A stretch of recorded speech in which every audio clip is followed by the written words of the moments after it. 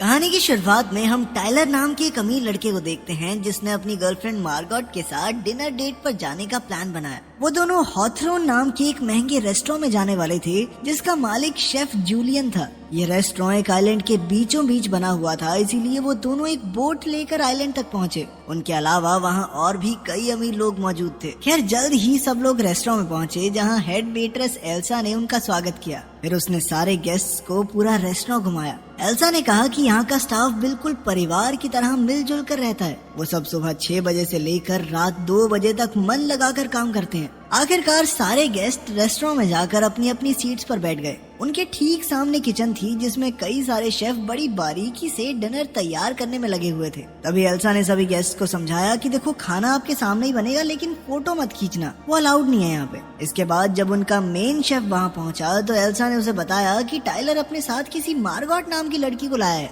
लेकिन उसका नाम तो लिस्ट में है ही नहीं। अब ये पता चलता है कि टाइलर ने करीब 1 साल पहले इस रेस्टोरेंट में सीट बुक की थी, पर उस वक्त उसकी गर्लफ्रेंड कोई और थी। इसका मतलब ये था कि मार्गॉट का यहाँ होना नहीं बनता। ये देखकर जूलियन थोड़ा नाखुश तो हुआ, लेकिन उसने इस बात को नजरअंदाज कर दिया। इसके बाद डिनर की शुरुआत हुई जिसमें पहली डिश को सबके सामने पेश किया गया। जैसे ही वो सब खाने लगे तो टाइलर ने चुपके से एक फोटो ले ली। हर कोई खाने की तारीफ कर रहा था, पर मार्गॉट को इतना कोई पसंद नहीं आया। इसके बाद स्टाफ ने दूसरी डिश को पेश किया और शेफ ने खुद बाहर आकर सारे गेस्ट का स्वागत किया। उसने सबसे कहा कि वो खाना सिर्फ स्वाद के लिए नहीं बल्कि ध्यान से उसकी बारीकियों को देखते हुए मजे लेकर खाएं। फिर उसने सबको अपनी डिश और उसके पीछे की कहानी के बारे में बताया। मार्गॉट को उसकी बातें कुछ खास नहीं लगी, मगर टाइलर की तो आंखें ही भर आई। इसके बाद उसने फिर से शेफ की नजरों से बचकर खाने की एक और तस्वीर ले ली। फिर टाइलर कहने लगा कि भाई मुझे तो जगह बहुत बढ़िया लगी, मगर मार्गॉट ने कहा कि हाँ ठीक है, इतना भी कुछ खास नहीं है। खैर बाद में शेफ ने सबको अगली डिश दी जिसमें सिर्फ अलग अलग तरह की 5 सॉसेस थी,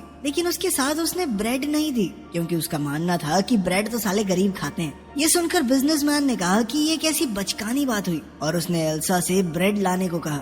जब एल्सा ने ब्रेड लाने से मना कर दिया तो वो तीनों बिजनेसमैन कहने लगे कि वो इस रेस्टोरेंट को बंद करवा देंगे, लेकिन एल्सा ने फिर से इनकार करते हुए कहा कि उन्हें वही खाना पड़ेगा जो उन्हें परोसा जा रहा है। मार्गॉट को इस बार तो खाना इतना वाहियात लगा कि उसने खाने से ही मना कर दिया। फिर कुछ देर बाद शेफ ने अपनी अगली डिश पेश की जिसका नाम था मेमोरी। फिर उसने सबको उस दिन की कहानी सुनाई जब उसका बाप घर पर शराब पीकर आया और उसकी माँ को पीटने लगा। जल्द ही वो टेलीफोन की तार से उसकी माँ का गला घोंटने लगा, मगर तभी ऐन वक्त पर जूलियन ने अपने पिता के पेट में कैंची घोंपकर उसे मार डाला। ये सुनकर सारे गेस्ट थोड़े घबरा गए, पर उन्होंने सोचा कि शेफ ने अपनी डिश को और खास बनाने के लिए झूठी कहानी बनाई होगी। फिर जल्द ही उनके सामने पका हुआ मांस और टाकोस पेश किए गए। हैरानी की बात तो ये थी कि हर एक टाको पर एक तस्वीर बनी हुई थी जिसे देखकर गेस्ट्स को अपनी जिंदगी की कोई घटना याद आएगी। हम देखते हैं कि फूड क्रिटिक के टाको में उन रेस्टोरेंट्स की तस्वीरें थी जिनके रिव्यू उसने लिखे थे। वहीं मूवी एक्टर के टाको में उसकी सबसे घटिया फिल्म की तस्वीर थी। इधर तीनों बिजनेसमैन के टाकोज में उनके गैर कानूनी बैंक अकाउंट्स की डिटेल्स थी। उन्होंने तुरंत एल्सा को बुलाकर पूछा कि आखिर रेस्टोरेंट को इन डिटेल्स के बारे में कैसे पता चला। उन्होंने रेस्टोरेंट को बंद करवाने की धमकी भी दी, मगर एल्सा ने कुछ भी बताने से साफ इनकार कर दिया। उधर एन के टाकोज में रिचर्ड और एक जवान लड़की की तस्वीर थी। उसने रिचर्ड से पूछा कि ये सब क्या है, पर रिचर्ड ने कहा कि उसे इसके बारे में कुछ नहीं पता। वहीं टाइलर के खाने में वो चुपके से रेस्टोरेंट के खाने की तस्वीरें लेता हुआ दिख रहा था। ये देखकर वो काफी घबरा गया और उसने सोचा कि उसे शेफ से माफी मांगनी चाहिए, लेकिन मार्गॉट ने कहा कि वो कुछ ज्यादा ही सोच रहा है। तभी वो उठकर वॉशरूम चली गई। तभी शेफ उसके पीछे वॉशरूम में आ गया और उससे पूछा कि आखिर वो कौन है। मार्गॉट ने उसे अपना नाम बताया, पर फिर शेफ कहने लगा कि उसे आज यहाँ नहीं आना चाहिए था। खैर बाद में जब मार्गॉट अपनी सीट पर गई तो शेफ अपने स्टूडेंट जेरेमी को सबके सामने लाया। शेफ ने बताया कि उसी ने अगली डिश को तैयार किया है, पर जल्द ही वो जेरेमी की बेइज्जती करने लगा और कहने लगा कि ये कभी भी एक बेहतरीन शेफ नहीं बन पाएगा। पर तभी अचानक से जेरेमी सबके सामने मारा गया, जिसे देखकर सब बुरी तरह से डर गए। और जूलियन कहने लगा कि ये तो उसके शो का एक हिस्सा है। कुछ देर बाद वो सब फिर से बैठ गए, पर रिचर्ड ने कहा कि वो बाहर जाना चाहता है। एल्सा ने उसे बार बार अपनी सीट पर जाने को कहा, पर वो सुनने को तैयार ही नहीं था। तभी अचानक रेस्टोरेंट के स्टाफ ने उसे पकड़कर उसकी एक उंगली काट डाली, जिसे देखकर सबके होश ही उड़ गए। इसके बाद सबको चेतावनी दी गई कि अगर उन्होंने यहाँ से भागने या शेफ के बनाए हुए खाने को खराब करने की कोशिश की तो उन्हें इससे भी ज्यादा भयानक सजा मिलेगी। ये सुनकर बाकी सब बुरी तरह डर गए, पर टाइलर चुपचाप बैठकर अपना खाना खाता रहा। फिर कुछ देर बाद जूलियन ने मार्गोट को किचन में बुलाया और अपनी असलियत बताने को कहा। शेफ ने कहा कि उसने दिन रात मेहनत करके इस डिनर की तैयारी की थी, पर उसकी मौजूदगी से सब कुछ खराब हो रहा है। शेफ ने उसे बताया कि आज यहाँ आए हुए सभी गेस्ट्स की मौत हो जाएगी। फिर उसने मार्गोट को 15 मिनट का टाइम देकर कहा कि तुम चूज कर लो कि मरना है या जिंदा रहना है। ये सुनकर वो बुरी तरह डर गई और रोते हुए अपने टेबल पर लौट आई। फिर अगली डिश से पहले शेफ ने कहा कि अगर किसी के मन में कोई सवाल आ रहा हो तो वो पूछ सकता है। तब एक आदमी ने पूछा कि आखिर वो ये सब क्यों कर रहा है। तब शेफ ने कहा कि वो इस रेस्टोरेंट को चलाते चलाते थक चुका है, उसे खाना बनाने में अब उतना मजा नहीं आता और इसका जिम्मेदार यहाँ मौजूद हर एक गेस्ट है। फिर उसने बताया कि फूड क्रिटिक को यहाँ इसलिए बुलाया गया क्योंकि उसके गंदे रिव्यूज की वजह से कई रेस्टोरेंट्स बंद हो गए और उसका एडिटर हर एक चीज में उसका साथ देता है। वहीं रिचर्ड और एन इस रेस्टोरेंट में अक्सर खाना खाने आते हैं, पर उन्होंने कभी भी खाने की तारीफ नहीं की। शेफ ने कहा कि उन्हें तो यहाँ की किसी डिश का नाम तक नहीं याद होगा। खैर, फिर उसने सबको अपने एंजल इन्वेस्टर के बारे में बताया जिसने इस रेस्टोरेंट में पैसे लगाए थे। तब ये खुलासा होता है कि जूलियन ने उसे बाहर पानी के ऊपर लटका रखा था क्योंकि वो मुनाफे के लिए बहुत लालची होता जा रहा था और उसने जानबूझकर रेस्टोरेंट के मेन्यू को कई बार बदलने की कोशिश की। तभी अचानक शेफ ने उस आदमी को पानी में डुबोकर सबके सामने मार डाला। फिर 15 मिनट बाद उसने मार्गोट को अपने ऑफिस में बुलाया और उससे पूछा कि उसका रिचर्ड से क्या नाता है। आखिरकार मार्गोट ने खुलासा किया कि वो एक वैश्य दरिंदा है और उसका असली नाम है एरिन। पहले वो रिचर्ड के लिए काम करती थी और रिचर्ड उसे खूब पैसे देता था। ये सुनकर उसने एरिन को वापस टेबल पर भेज दिया। फिर अगली डिश लाने से पहले शेफ ने टाइलर से पूछा कि वो यहाँ क्यों आया। तब टाइलर ने कहा कि वो तो इस रेस्टोरेंट में कई महीनों से आना चाहता था और जैसे ही उसे मौका मिला उसने टिकट बुक कर ली। टाइलर ने कहा कि वो एरिन को साथ इसलिए लाया क्योंकि उसकी गर्लफ्रेंड ने उसे ऐन वक्त पर धोखा दे दिया। ये सुनकर एरिन को गुस्सा आ गया और उसने टाइलर पर हमला बोल दिया, पर स्टाफ ने जैसे तैसे उसे शांत किया। बाद में शेफ ने एरिन को अपने ऑफिस में बुलाकर डेजर्ट तैयार करने में उसकी मदद मांगी। उसने एरिन को स्टोर से एक डिब्बा लाने को कहा और वो चुपचाप चली गई।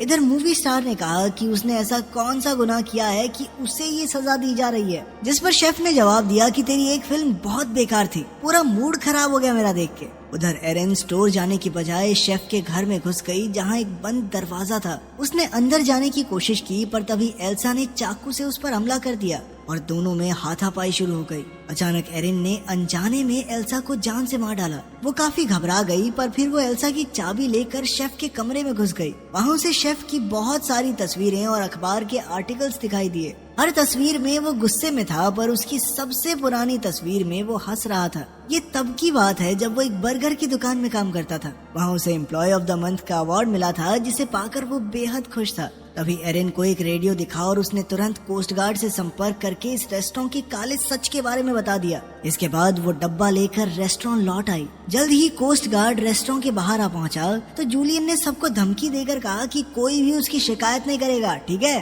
फिर गार्ड ने अंदर आकर कहा कि उसे यहाँ कई सारे कत्ल होने की खबर मिली है, पर फिर शेफ कहने लगा कि यहाँ तो सब कुछ ठीक है। तब गार्ड ने मूवी स्टार को पहचान लिया और उसका ऑटोग्राफ मांगा और मौका पाते ही स्टार ने अपने ऑटोग्राफ के साथ लिख दिया कि हमारी मदद करो। ये देखते ही गार्ड ने अपनी बंदूक शेफ की ओर तान दी।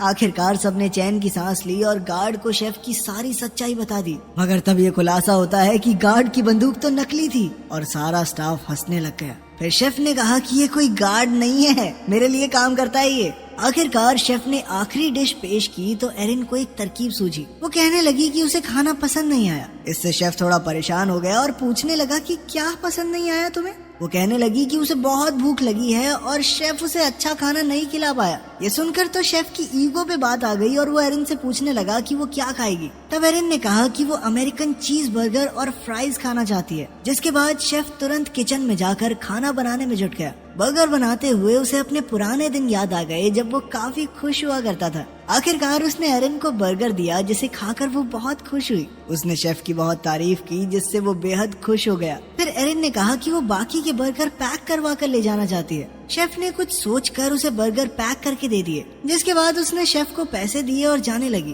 तभी उसने सोचा कि क्या उसे बाकियों को मरने के लिए छोड़ देना चाहिए, लेकिन तभी एन ने उसे इशारा किया कि बाहर जाकर अपनी जान बचाओ। एरन के जाने के बाद शेफ ने उन सब का शुक्रिया अदा किया और कहा कि वो सब उसकी कला और जिंदगी की बर्बादी का कारण है और अब वो सभी उसके आखिरी महान डिनर का हिस्सा बनेंगे। आखिरकार शेफ ने डिश तैयार की और अंत में सबको आग लगा दी, लेकिन इस आग ने उसे भी अपनी चपेट में ले लिया। वहीं एरन बोट पर आइलैंड से बाहर आ गई और उसने दूर से देखा कि रेस्टोरेंट आग में जल रहा था। तो आपको ये अजीबोगरीब कहानी कैसी लगी कमेंट्स में जरूर बताना और जाके अब थोड़ी बहुत पढ़ाई कर लो।